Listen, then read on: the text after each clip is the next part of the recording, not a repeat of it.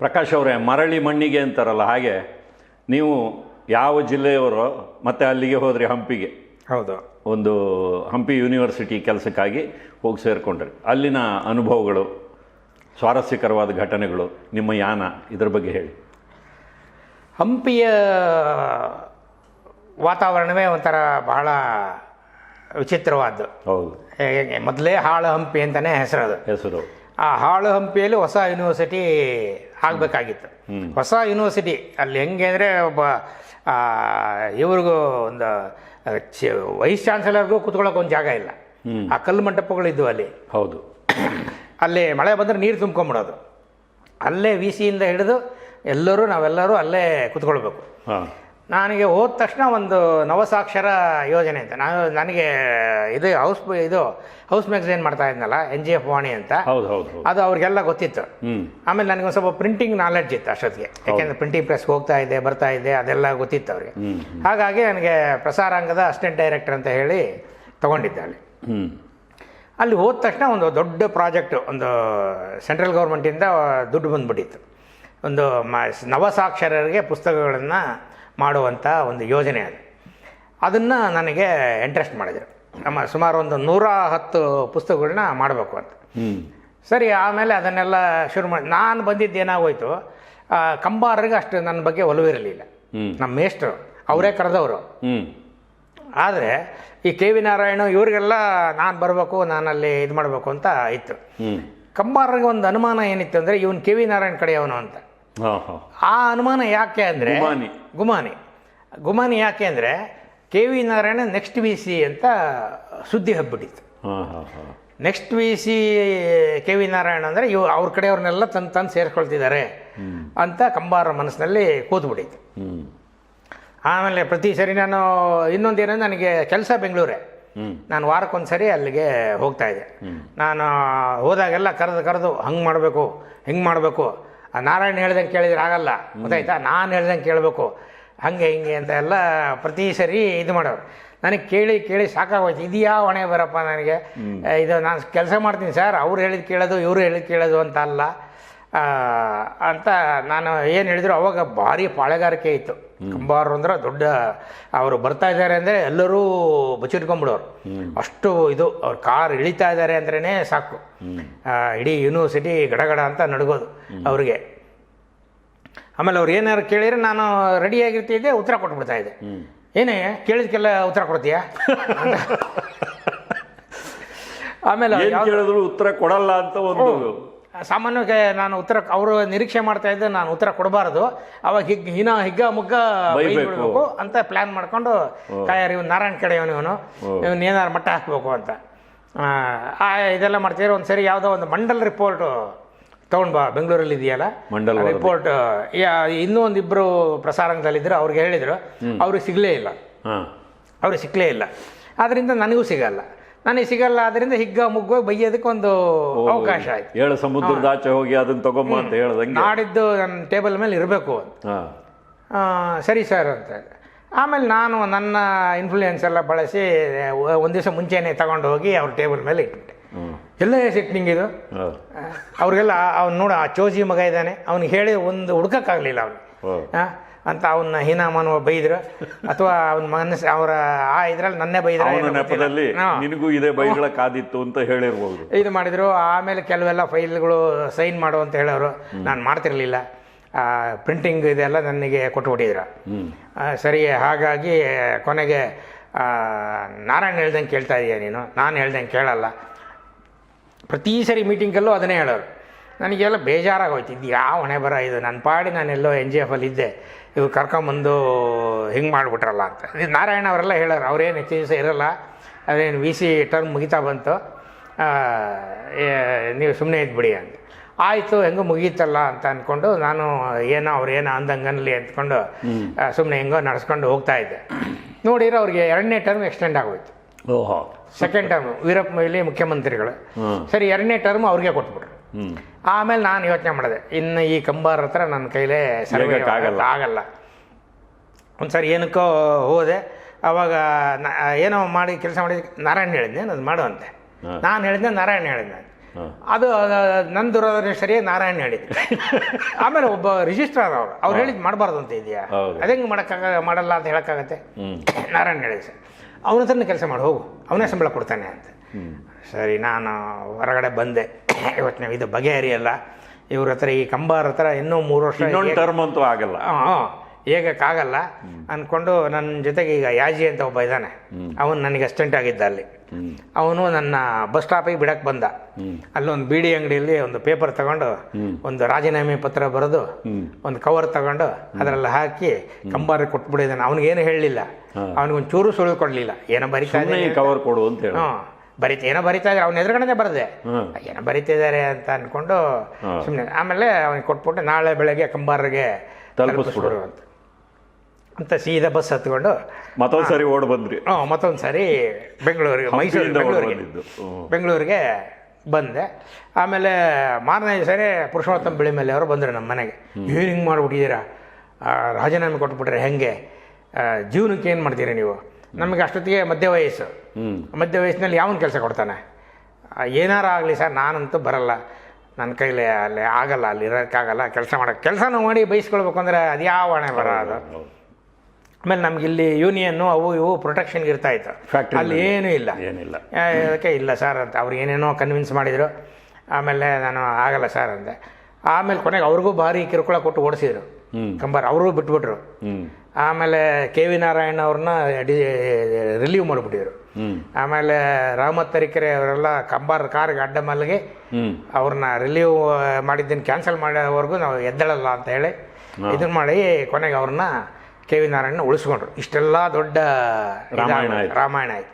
ಅಷ್ಟೊತ್ತಿ ನಾನು ಬಂದ್ಬಿಟ್ಟಿದ್ದೀನಿ, ಕೆಲಸ ಇಲ್ಲ, ಸಂಬಳ ಇಲ್ಲ, ಏನು ಮಾಡೋದು? ನಮ್ಮ ಮಿಸಸ್ಗೆ ಬರೀ ಇದು ಟೆಂಪರರಿ ಲೆಕ್ಚರರ್.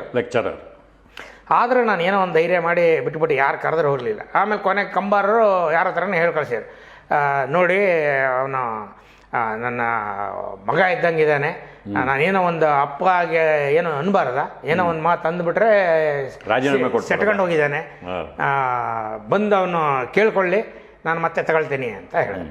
ನಾನು ಕೇಳ್ಕೊಳ್ಳೋದಿಲ್ಲ, ಏನೇ ಆದರೂ ಇಲ್ಲೇ ಪ್ರಾಣ ಬಿಡ್ತೀನಿ, ನಾನು ಕೇಳ್ಕೊಳ್ಳೋದಿಲ್ಲ ಅಂತ ಹೇಳಿಬಿಡಿ ಅಂತ ಮಿಣಿಜಿಗೆ ಅಂತ ಒಬ್ಬರು ಬಂದಿದ್ದರು ಸಂಧಾನಕ್ಕೆ. ಆಮೇಲೆ ಅವ್ರಿಗೆ ಹೇಳಿ ವಾಪಸ್ಸು ನಾನು ಕಳಿಸ್ಬಿಟ್ಟೆ. ಇಲ್ಲೇನು ಮಾಡೋದು, ಕಳಿಸಿದ್ದೇನೆ ಆಯಿತು, ದಿಮಾಕ್ ಮಾಡಿದ್ದಾಯ್ತು, ರಿಸೈನ್ ಮಾಡಿದ್ದಾಯಿತು, ಇಲ್ಲಿ ಮುಂದೆ ಗತಿ ಏನಿಲ್ಲ. ಒಂದು ವಾರ ಸುಮ್ಮನೆ ಕೂತಿದ್ದೆ. ಆಮೇಲೆ ಫ್ಲಾಶ್ ಆಯಿತು, ನಂದು ರಂಗಭೂಮಿ ಇದನ್ನು ಏನಾದ್ರು ರೀಓಪನ್ ಮಾಡೋಣ, ಪುನರುತ್ಥಾನಗೊಳಿಸೋಣ ಅಂತ. ಅಷ್ಟೊತ್ತಿಗೆ ನನಗೆ ಸೀತಾರಾಮ್ ಪರಿಚಯ ಇದ್ರು, TN ಸೀತಾರಾಮ್. ಸರಿ, ಆಮೇಲೆ ಒಂದು ದಿವಸ ಹೋಗಿ ಅವ್ರನ್ನ ಭೇಟಿ ಮಾಡಿ, ಸರ್ ಹಿಂಗೆ ಆಗಿದೆ ಸರ್, ಇದು ನಾನು ಸೀರಿಯಲ್ಗಳು ಮಾಡ್ತಾಯಿದ್ರು ಅವಾಗ DD9 ಅಂತ ಇತ್ತು. DD9ಗೆ ಇದು ಸೀರಿಯಲ್ಗಳನ್ನ ಮಾಡ್ತಾಯಿದ್ರು. ಅವಾಗ ಈ ಥರ ಯಾವ ಪ್ರೈವೇಟ್ ಚಾನಲ್ಗಳು ಇರಲಿಲ್ಲ. ಹೌದು, ಅದು ಎಲ್ಲೋ ಯಾವಾಗಲೋ ಒಂದೊಂದು ದಿವಸ ಕೆಲಸ ಅದು, ಯಾಕೆಂದರೆ ಎಲ್ಲರಿಗೂ ಅವಕಾಶ ಸಿಗ್ಬೇಕಲ್ಲ ಅಂತ. ಆಮೇಲೆ ನಾನು ಪಾರ್ಟ್ ಟೈಮು ಇಲ್ಲಿ ಅಂಬೇಡ್ಕರ್ ಕಾಲೇಜ್ ಅಂತ ಇದೆ ಇಂದಿರಾನಗರದಲ್ಲಿ, ಅಲ್ಲಿ ಪಾರ್ಟ್ ಟೈಮ್ ಈವ್ನಿಂಗು ಕೆಲಸ ಮಾಡ್ತಾಯಿದ್ದೆ. ಅಲ್ಲಿ ಕೆಲಸ ಬೆಳಗ್ಗೆ ಎಲ್ಲ ಸೀತಾರಾಮ್ ಜೊತೆಗೆ ಸೀರಿಯಲ್ಗಳು ಅಸಿಸ್ಟೆಂಟಾಗಿ ಕೆಲಸ ಮಾಡಿ. ಆಮೇಲೆ ಇಲ್ಲಿ 1 ವರ್ಷ ಆದಮೇಲೆ ಕಾಲೇಜು ಟರ್ಮ್ ಮುಗಿದೋಯ್ತು. ಟರ್ಮ್ ಮುಗಿದ್ರೆ 2 ತಿಂಗಳು ಬ್ರೇಕು, ಮತ್ತೆ ತಗೊಳ್ಳಲ್ಲ ಅವರು, ಆ ರಜಾ ಮುಗಿದ ಮೇಲೆ ಇದು ಮಾಡೋದು ಮತ್ತೆ. ಆಮೇಲೆ ಇಲ್ಲಿ ಏನಾಯಿತು, ಸೀತಾರಾಮ್ ಎಲೆಕ್ಷನ್ ನಿಂತ್ಕೊಂಡ್ಬಿಟ್ರು. ಹೌದು, ರಾಮಕೃಷ್ಣ ಹೆಗ್ಡೆ ಇದ್ರು ಅವಾಗ, ಜನತಾ ಪಕ್ಷನೋ ಏನೋ ಇತ್ತು ಅವಾಗ. ಗೌರಿಬಿದನೂರಲ್ಲಿ ಎಲೆಕ್ಷನ್ಗೆ ನಿಂತ್ಕೊಂಡ್ಬಿಟ್ರು. ನಾವೇನು ಮಾಡೋಣ, ಇಲ್ಲಿ ಸೀತಾರಾಮ್ ಹತ್ರನೂ ಕೆಲಸ ಇಲ್ಲ, ಇಲ್ಲೂ ಕೆಲಸ ಇಲ್ಲ. ಸರಿ, ಏನು ಮಾಡೋದು ಅಂತ ಹೇಳ್ಕೊಂಡು ಯೋಚನೆ ಮಾಡ್ತಾಯಿದ್ದೆ, ನನಗೇನು ಹೊಳಿಲೇ ಇಲ್ಲ. ಆಮೇಲೆ ಕೊನೆಗೆ ನಂದು PhD ಮಾಡ್ತಾಯಿದ್ದೆ ಅಷ್ಟರೊಳಗಡೆ, ಇಲ್ಲಿ ಮಧ್ಯದಲ್ಲಿ NGF ಅಲ್ಲಿ ಇದ್ದಾಗಲೇ. PhD ಮಾಡುವಾಗ ಇನ್ನೇನು ಫೈನಲ್ ಆಗಬೇಕು, ಇದಕ್ಕೆ ಹೋಗ್ಬಿಟ್ಟೆ, ಹಂಪಿಗೆ ಹೋದೆ, ನಿಂತೋಯ್ತು PhD. ಆದರೆ ಅಷ್ಟೊತ್ತಿಗಾಗಲೇ 2 ವರ್ಷ ಮಾಡಿ ಪ್ರೀ PhDನೂ ಪಾಸಾಗಿ ಹೋಗ್ಬಿಟ್ಟಿತ್ತು. ಸಾಕಷ್ಟು ವರ್ಕ್ ಮಾಡಿದ್ನಲ್ಲ, ಅದು ಎಲ್ಲ ಒಂದಷ್ಟು ಲೇಖನಗಳು ಅವು ಇವೆಲ್ಲ ವರ್ಕ್ ಮಾಡಿದ್ದೆಲ್ಲ ಇತ್ತು. ಇದನ್ನು ಒಂದು ಪುಸ್ತಕ ರೂಪಕ್ಕೆ ತಂದುಬಿಡೋಣ, ಹೆಂಗೂ ಇಷ್ಟೆಲ್ಲ ಕೆಲಸ ಇದೆ, ನನಗೆ ಬೇರೆ ಕೆಲಸನೇ ಇಲ್ಲ ಈಗ ಅಂತ ಹೇಳಿ ಸಪ್ನಾ ಬುಕ್ ಸ್ಟಾಲ್ಗೆ ತಗೊಂಡೋಗಿ ಇದನ್ನೊಂದು ಪುಸ್ತಕ ಮಾಡಬೇಕು ಅಂತ ಇದ್ದೀನಿ, ಪುಸ್ತಕ ಮಾಡಿ ಅಂತ ಕೊಟ್ಟೆ. ಅವನು ಒಂದು 15 ದಿವಸ ಇಟ್ಕೊಂಡು, ಆಮೇಲೆ ಇಂಥವೆಲ್ಲ ನಾವು ಮಾಡಲ್ಲ ಅಂತ ಅಲ್ಲಿ ಯಾರೋ ಒಬ್ಬ ಇದ್ದ, ಅವನು ವಾಪಸ್ ಕೊಟ್ಟ. ಸರಿ ಬಿಡಿ ಅಂತ ಹೇಳಿ ಮತ್ತೆ ವಾಪಸ್ ತೊಗೊಂಡು ಬಂದು ನಾನೇ ಮಾಡಿಬಿಡೋದು ಅಂತ ಹೇಳಿ ತೀರ್ಮಾನ ಮಾಡಿದೆ. ಅಷ್ಟೊತ್ತಿಗೆ ನಮ್ಮ ಜೂನಿಯರ್ ಒಬ್ಬ ಇದ್ದರು, ಮುರಳೀಧರ ಅಂತ ಹೇಳಿ, ಅವರು ವಾಸವಿ ಕಾಲೇಜಲ್ಲಿ ಲೆಕ್ಚರರ್ ಆಗಿದ್ದರು. ಮಾಡೋದು ಮಾಡ್ತೀನಿ, ನಂದು ಒಂದು ಲೇಖನಗಳ ಸಂಕಲನ ಇದೆ, ಇಬ್ಬರದ್ದು ಸೇರಿ ಒಟ್ಟಿಗೆ ಮಾಡೋಣ ಅಂತ ಹೇಳಿದೆ. ಸರಿ ಆಯಿತು ಅಂತ ಹೇಳಿ ಇಬ್ಬರದು ಸೇರಿ ಒಟ್ಟಿಗೆ 2 ಪುಸ್ತಕ ಮಾಡಿದ್ವಿ. ಆಮೇಲೆ ಹೆಂಗೂ ಇಬ್ಬರಿಗೂ ಮೇಸ್ಟ್ರುಗಳು GSS ಮತ್ತು ಲಕ್ಷ್ಮೀನಾರಾಯಣ ಭಟ್ರು, ಅವ್ರನ್ನೇ ಹೋಗಿ ಕಾಂಟ್ಯಾಕ್ಟ್ ಮಾಡಿ ಅವರೇ ಬಂದು ಬಿಡುಗಡೆ ಸಮಾರಂಭ ಎಲ್ಲ ಆಯಿತು. ಆಮೇಲೆ ನಮ್ಮ ಖಾತಾ ಚಿಕ್ಕಣ್ಣ ಅಂತ ಇದರಲ್ಲಿದ್ದರು, ಅವರು ಸಂಸ್ಕೃತಿ ಇಲಾಖೆಯಲ್ಲಿ ಇದ್ದರು. ಅವರು ನಂದೊಂದು ಬರಹಗಾರರು. ಅವ್ರು ಹೆಂಗೂ ನೀವು ಪುಸ್ತಕ ಮಾಡ್ತಾ ಇದ್ದೀರಲ್ಲ, ನಂದೊಂದು ಪುಸ್ತಕ ಮಾಡಿ ಅಂತ. ಸರಿ, ಅವ್ರದ್ದೊಂದು ಪುಸ್ತಕ ಮಾಡಿದ್ವಿ. ಆಮೇಲೆ ಮೆಟ್ಟಿಲ್ ರಾಮಯ್ಯ ಅಂತ ಒಬ್ಬರು ಇವರಿದ್ರು, ರಂಗಭೂಮಿಯವರು, ಅವರು ನಂದೊಂದು ಪುಸ್ತಕ ಮಾಡಿ ಅಂದರೆ ಸರಿ ಹಿಂಗೆ ಮಾಡಿ ಒಟ್ಟು 4 ಪುಸ್ತಕಗಳು ಆಗೋಗ್ಬಿಡ್ತು. ನಮ್ಮ ಹತ್ರ ಕೈಯಲ್ಲಿ ದುಡ್ಡಿಲ್ಲ, ಹಂಗೂ ಏನೇನೋ ಮಾಡಿ 4 ಪುಸ್ತಕ ಮಾಡಿಬಿಟ್ಟಿದ್ದೀವಿ. ಆಮೇಲೆ 4 ಪುಸ್ತಕ ಅಂದರೆ 4,000 ಪುಸ್ತಕ. 4,000 ಪುಸ್ತಕ. 4 ಅಂದರೆ 4 ಪುಸ್ತಕ ಅಲ್ಲ, 4,000 ಪುಸ್ತಕ. ನಮ್ಮದು ಸಿಂಗಲ್ ಬೆಡ್ರೂಮ್ ಮನೇಲಿ ಎಲ್ಲಿ ಇಟ್ಕೊಳ್ಳೋದು? 4 ಟೈಟ್ಲು, 4,000 ಅಂತ ಹೇಳ್ಕೊಂಡು ಆಮೇಲೆ ಏನು ಮಾಡೋದು ಅಂತ ತೋಚಲೇ ಇಲ್ಲ ನಮಗೆ. ಆಮೇಲೆ ಎಲ್ಲಿ ನೋಡಿದ್ರು ಯಾರೋ ಪುಸ್ತಕ ತಗೊಳ್ತಾ ಇಲ್ಲ. ಅವರು ಹೋದರೆ 2 ಕಾಪಿ ಕೊಡಿ ಅಂತಾರೆ, ಇವ್ರು ಹೋದ್ರೆ 3 ಕಾಪಿ ಕೊಡಿ ಅಂತಾರೆ. ಆಮೇಲೆ ಯಾರು ದುಡ್ಡು ಕೊಡಲ್ಲ, ಕೊಡ್ತೀವಿ ಅಂತಾರೆ. ನಾವೇನು ಮಾಡೋದು? ಬರೀ 2-3 ಕಾಪಿ ತಗೊಂಡು 1000 ಕಾಪಿ ಏನು ಮಾಡೋದು ಅಂತ ತೋಚಲೇ ಇಲ್ಲ. ಆಮೇಲೆ ಸೀತಾರಾಮದ ಎಲೆಕ್ಷನ್ ಮುಗಿಲೇ ಇಲ್ಲ. ಆಮೇಲೆ ಇಲ್ಲಿ ಮತ್ತೆ ಕೆಲಸಕ್ಕೆ ಹೋಗಲೇ ಇಲ್ಲ ನಾನು. ಇಲ್ಲಿ ಎಷ್ಟು 500 ರೂಪಾಯಿನ ಕೊಡೋರು ಒಂದು ತಿಂಗಳಿಗೆ, 500 ರೂಪಾಯಿ ಸಂಬಳ ಕಾಲೇಜಲ್ಲಿ. ಪಾರ್ಟ್ ಟೈಮು, ಫುಲ್ ಟೈಮ್ ಕೆಲಸ, ಪಾರ್ಟ್ ಟೈಮ್ ಸಂಬಳ. ಸರಿ, ಆಮೇಲೆ ನನಗೆ ಅದು ಬೇಜಾರಾಯ್ತು. ಇದು ಏನಿದು ಫುಲ್ ಟೈಮ್, ಇಲ್ಲಿಂದ ಸೈಕಲಲ್ಲಿ ಹೋಗ್ಬೇಕು ಇಂದಿರಾನಗರಕ್ಕೆ, ಭಾಳ ಕಷ್ಟ ಆಗೋದು. ಸರಿ, ಅದಕ್ಕೆ ಬೇಡ ಅಂತ ಹೇಳಿ ನನಗೆ ಪಬ್ಲಿಕೇಶನ್ ಮಾಡೋಣ ಅಂತ ತೀರ್ಮಾನ. ಅಂದರೆ ಅಷ್ಟೊತ್ತಿ ಮಾಡಿದ್ವಿ, ಅಂಕಿತ ಪ್ರಕಾಶನ ಅಂತ ಮಾಡಿದ್ವಿ. ಅಂಕಿತ ಪ್ರಕಾಶನ ಅಂತ ಪಬ್ಲಿಕೇಶನ್ ಮಾಡಿದ್ವಿ. ಬಟ್ ಒಂದು ಬುಕ್ ಶಾಪು ತೆಗೆದುಬಿಡೋಣ, ಇವೆಲ್ಲ 4,000 ಪುಸ್ತಕಗಳು ಒಂದು 2-3 ದಿವಸದಲ್ಲಿ ಮಾರಾಟ ಆಗಿಬಿಡ್ತವೆ, ನಮ್ಮದೇ ಅಂಗಡಿ ಇದ್ದರೆ ಅಂತ ಹೇಳಿ ಬಂದು ಎಲ್ಲ ತಗೊಂಡೋಗ್ಬಿಡ್ತಾರೆ. ಅಷ್ಟೊತ್ತಿಗೆ ನಮಗೆ ಮೈಸೂರು ಬ್ಯಾಂಕ್ ಅಂತ ಐತಿ ಇಲ್ಲಿ ಜಯನಗರ 3rd ಬ್ಲಾಕಲ್ಲಿ. ಅಲ್ಲಿ ಯಾರ್ಯಾರ್ದೋ ಇನ್ಫ್ಲೂಯೆನ್ಸ್ ಮಾಡಿ 25,000 ರೂಪಾಯಿ ಸಾಲ ತಗೊಂಡಿದ್ದೆ ಪಬ್ಲಿಕೇಶನ್ಗೆ. ಆಮೇಲೆ ಯುಕೋ ಬ್ಯಾಂಕ್ ಅಂತ ಮೆಜೆಸ್ಟಿಕ್ಕಲ್ಲಿದೆ, ಅಲ್ಲಿ ಒಬ್ಬರು ಪರಿಚಯ ಇದ್ದರು. ಅವ್ರಿಗೆ ಹೇಳಿ ಅವ್ರ ಕಡೆಯಿಂದ ಒಂದು 25,000 ರೂಪಾಯಿ 50,000 ರೂಪಾಯಿ ಸಾಲ ತಗೊಂಡು ನಮ್ಮ ಪ್ರಕಾಶನೋದ್ಯಮನ ಶುರು ಮಾಡಿದ್ವಿ. ಈ ಸಾಲ ತೀರಿಸ್ಬೇಕಲ್ಲ, ಏನು ಮಾಡೋದಕ್ಕೂ ತೋಚ್ತಾ ಇಲ್ಲ ನನಗೆ. ಆಮೇಲೆ ಸರಿ, ಒಂದು ಬುಕ್ ಶಾಪ್ ಮಾಡಿಬಿಡೋದು ಅಂತ ಹೇಳಿ ಅದಕ್ಕೆ ಏನೇನೋ ಮಾಡಿ ಅಡ್ವಾನ್ಸ್ ಎಲ್ಲ ಹೊಂದಿಸಿ ಅವ್ನಿಗೆ ಅರ್ಧ ಅಡ್ವಾನ್ಸ್ ಕೊಟ್ಟು, ಆಮೇಲೆ ಇಲ್ಲಿ ಗಾಂಧಿ ಬಜಾರ್ ಸರ್ಕಲಲ್ಲಿ ಅಲ್ಲಿ ಒಂದು ಶಾಪ್ ಮಾಡಿ ಮೇಲೆ 1st ಫ್ಲೋರಲ್ಲಿ ಓಪನ್ ಮಾಡಿದ್ವಿ. 1998 ಆಗಸ್ಟ್ 15ನೇ ತಾರೀಕು. 95 ಪಬ್ಲಿಕೇಶನ್ ಶುರುವಾಗಿತ್ತು. 98 ಆಗಸ್ಟ್ 15ಕ್ಕೆ ಬುಕ್ ಶಾಪು ಓಪನ್ ಆಯಿತು. ಇನ್ ದಿ ಮೀನ್ ಟೈಮ್ ಏನಾಗಿತ್ತು, ನಾನು ಸರ್ಕಾರಿ ಲೆವೆಲಲ್ಲಿ ಅವಾಗ GST ಇರಲಿಲ್ಲ, ಒಂದಷ್ಟು ಪ್ರಿಂಟಿಂಗ್ ಆರ್ಡರ್ ತೊಗೊಂಡು ಮಾಡಿಸಿ ಕೊಡ್ತಾಯಿದ್ದೆ. ಅದಕ್ಕೆ ಒಂದಷ್ಟು ಜನ ಎಲ್ಲ ಹೆಲ್ಪ್ ಮಾಡೋರು ನಮಗೆ. ಸರಿ, ಆ ಇದರಲ್ಲಿ ಒಂದಷ್ಟು ಇದು ಮಾಡಿಕೊಂಡು ಜೀವನ ನಡಿಬೇಕಲ್ಲ, ನಡಿಬೇಕು. ಈಗ ಬುಕ್ ಪಬ್ಲಿಕೇಶನ್ ಶುರು ಮಾಡಿದ್ದೀನಿ, ಅದು ನಡಿಬೇಕು, ಮತ್ತು ಇಲ್ಲಿ ಅಂಗಡಿ ನಡಿಬೇಕು ಅಂದ್ಕೊಂಡು ಎಲ್ಲ ಮಾಡಿದ್ವಿ. ಒಂದು ಪಬ್ಲಿಕೇಶನ್ ಆಯಿತು, ಅಂಗಡಿನೂ ಶುರು ಆಯಿತು. ಅಂಗಡಿಗೆ ಎಲ್ಲೆಲ್ಲಿಂದನೋ ಬುಕ್ಸ್ ಎಲ್ಲ ತಂದು, ಯಾರು ನೀವು ಅಂಗಡಿ ಶುರು ಮಾಡೋದೇ ಹೆಂಗೆ ಅನ್ನೋದು ನಿಮಗೆ ಅನುಭವ ಮಾಡಿದ್ರೇ ಗೊತ್ತಾಗೋದು. ಯಾರೂ ನಮಗೆ ಸಾಲ ಕೊಡಲ್ಲ. ಎಲ್ಲರೂ ನಮಗೆ ಮೊದಲನೇ ಸರಿ ನಾವು ಹೋದಾಗ ಎಲ್ಲ ನಮ್ಮ ಕಳ್ಳರ ಥರನೇ ನೋಡೋದು. ಇವನು ನೆಕ್ಸ್ಟ್ ಟೈಮ್ ಓಡೋಗ್ಬಿಡ್ತಾನೆ ಅಂತಲೇ ಎಲ್ಲರೂ ನಮ್ಮ ಹತ್ರ ಪುಸ್ತಕ ತಗೊಂಡು ಓಡೋಗ್ಬಿಡ್ತಾನೆ ಅಂತಲೇ ಇದು ಮಾಡೋದು.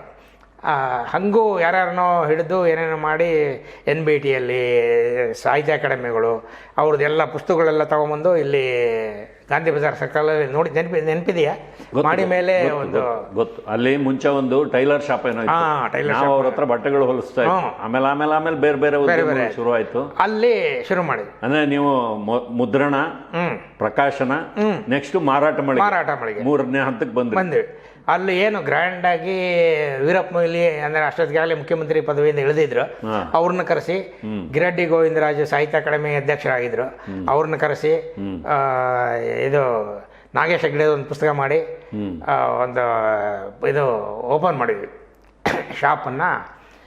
ಇನಾಗ್ಯುರೇಷನ್ 98 ಆಗಸ್ಟ್ 15ಕ್ಕೆ ಉದ್ಘಾಟನೆ ಆಯಿತು. ಸ್ವಾತಂತ್ರ್ಯ ಬಂತು ಅಂತ ಬೆಳಗ್ಗಿಂದ ನಾವು ಇದು ಏನೇನೋ ಇದೆಲ್ಲ ಈ ಥರ ಎಲ್ಲ ಮಾಡಿಬಿಟ್ಟು ಎಲ್ಲ ಮಾಡಿ ಬುಕ್ಸ್ ಎಲ್ಲ ಜೋಡಿಸಿ ಎತ್ಕೊಂಡಿದ್ವಿ. ಆಮೇಲೆ ನಮಗೆಲ್ಲ ಬಹಳ ಪ್ರತಿಷ್ಠೆ. ನಾವು MA ಓದ್ದವರಲ್ಲ, MA ಓದ್ದವರು ಎಂತೆಂಥದ್ದು ಪುಸ್ತಕಗಳೆಲ್ಲ ಮಾರಾಟ ಮಾಡೋಕ್ಕಾಗತ್ತಾ?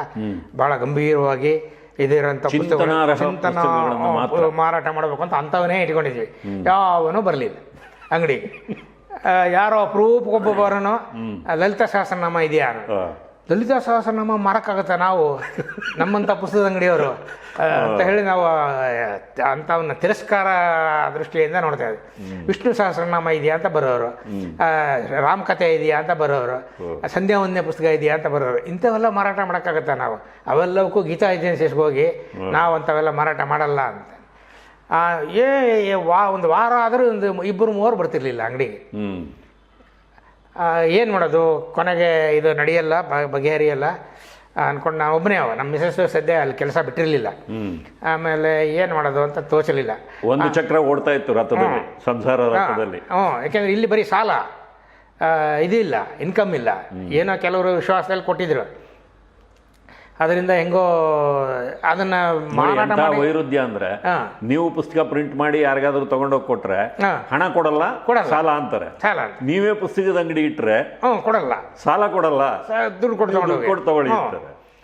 ಆಮೇಲೆ ಕೊನೆಗೆ ಅಲ್ಲಿ ಒಂದು ಖಾಲಿ ಇತ್ತು ಜಾಗ.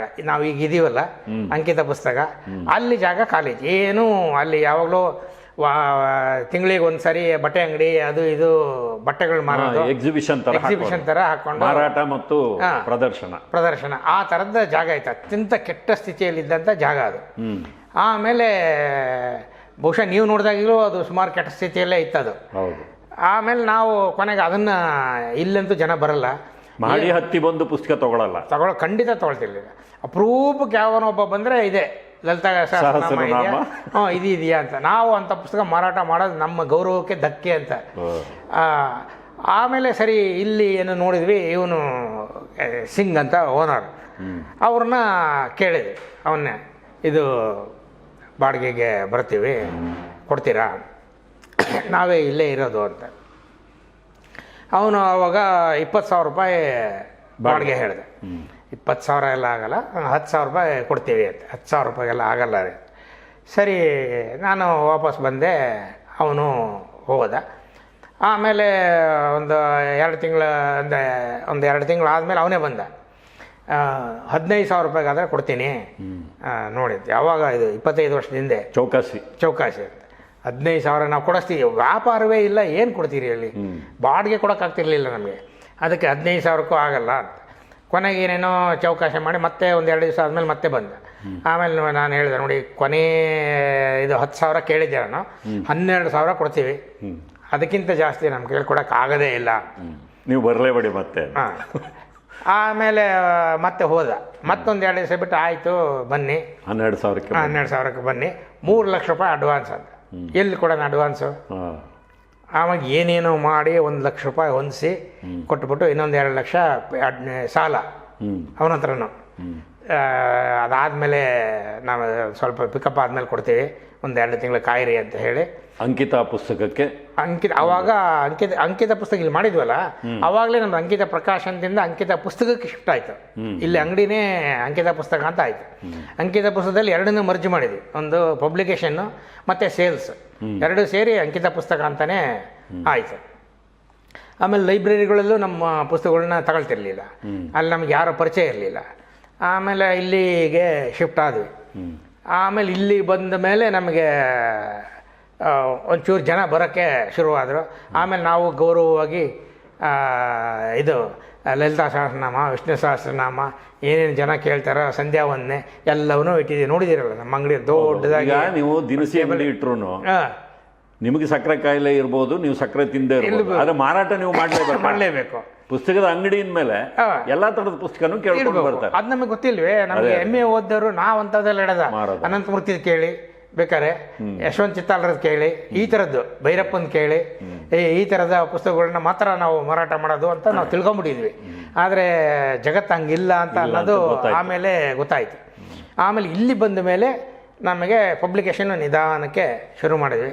ಪ್ರಕಾಶಕರ ಸಂಘಕ್ಕೆ ಸೇರಿಕೊಂಡೆ. ಆವಾಗ ನನಗೆ ಪ್ರಕಾಶನ ಉದ್ಯಮದ ಒಂದು ಒಳಗು ಹೊರಗು ವಸ್ತುಸ್ಥಿತಿ ಇವೆಲ್ಲ ಅರ್ಥ ಪ್ರಾರಂಭ ಆಯಿತು. ಲೈಬ್ರರಿಯಲ್ಲಿ ಯಾಕೆ ನಮ್ಮ ಪುಸ್ತಕ ತಗೊಳ್ಳಲ್ಲ ಅಂತ ಆಮೇಲೆ ಗೊತ್ತಾಯ್ತು ನಮಗೆ.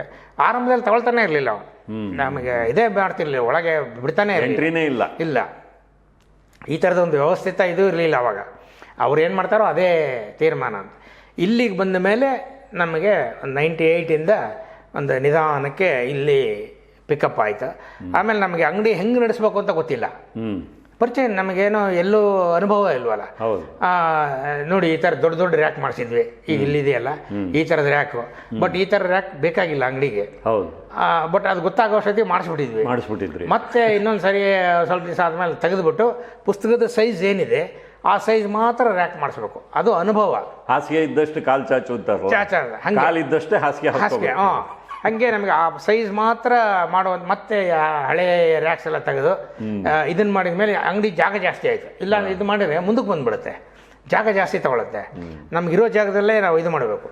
ಆಮೇಲೆ ಅಂಗಡಿಗೆ ಒಂದು 6 ಟ್ರ್ಯಾಕ್ಟರ್ ಮಣ್ಣು ಹಾಕಿಸಿ ಸಿಕ್ಕಾಪಟ್ಟೆ ನೀರು ಬಂದ್ಬಿಡೋದು, ನೀರು ಸೇರ್ಕೊಂಡ್ಬಿಡೋದು. ಅದಕ್ಕೆ ಸೆಲ್ಲರಲ್ಲಿ ಇದ್ದಿದ್ದರಿಂದ ನೀರಿನ ಸಮಸ್ಯೆ ಬಹಳ ಇತ್ತು. ಸಿಕ್ಕಾಪಟ್ಟೆ ಮಣ್ಣು ಹೊತ್ತು ಅದನ್ನು ರಿಪೇರಿ ಮಾಡಿಸ್ಕೊಂಡು ನಮ್ಮ ಓನರ್ ಅಂತೂ ನೋಡಿದಿರಿ ನೀವು, ಚೆನ್ನಾಗಿ ಪರಿಚಯ ಇದೆ. ಅವ್ರು ಏನೂ ಮಾಡಲ್ಲ, ದೇವರಂತ ಮನುಷ್ಯ, ತುಂಬ ಸ್ಥಿತಪ್ರಜ್ಞರು, ಏನೂ ಮಾಡಲ್ಲ. ಹೌದಾ, ಯಾವುದಕ್ಕೂ ಆಗಲ್ಲ ಅಂತಲೂ ಹೇಳಲ್ಲ, ಏನಿಲ್ಲ. ಅದು ಮಾಡಿಸ್ತೀನಿ, ನಮ್ಮ ಇಂಜಿನಿಯರ್ಗೆ ಹೇಳಿದ್ದೀನಿ ಅಂತಾರೆ, ಅಲ್ಲಿ ಮುಗಿದೋಯ್ತು. ಅಲ್ಲಿ ಆ ಇಂಜಿನಿಯರ್ 25 ವರ್ಷದಿಂದ ನಮ್ಮ ಅಂಗಡಿಗೆ ಯಾವತ್ತೂ ಬಂದಿಲ್ಲ ಇಂಜಿನಿಯರ್. ಬಟ್ ಇಂಜಿನಿಯರ್ಗೆ ಹೇಳಿದ್ದೀನಿ ಅಂದರೆ ನೀವು ಅರ್ಥ ಮಾಡ್ಕೊಂಡು ಆಮೇಲೆ ಮಾಡಿಸಲ್ಲ, ನಾನೇ ಮಾಡಿಸ್ಬೇಕು. ಅದು ಗೊತ್ತಾಗೋಷ್ಟೊತ್ತಿಗೆ ಎಷ್ಟೋ ವರ್ಷ ಆಗೋಯ್ತು ನಮಗೆ. ನಾವು ಇಂಜಿನಿಯರ್ ಬರ್ತಾನೆ ಅಂತ ಹೇಳಿ ನಾವು ಕಾಯ್ಕೊಂಡು ಕೂತಿರ್ತೀವಿ, ವೇಟಿಂಗ್ ಫಾರ್ ಗಾಡ್ ಥರ. ಆಮೇಲೆ ಎಷ್ಟೋ ದಿವಸ ಆದಮೇಲೆ ಗೊತ್ತಾಯಿತು ಈ ಇಂಜಿನಿಯರ್ ಬರಲ್ಲ, ಎಲ್ಲ ಕೆಲಸಗಳನ್ನ ನಾವೇ ಮಾಡಿಸ್ಕೋಬೇಕು ಅಂತ.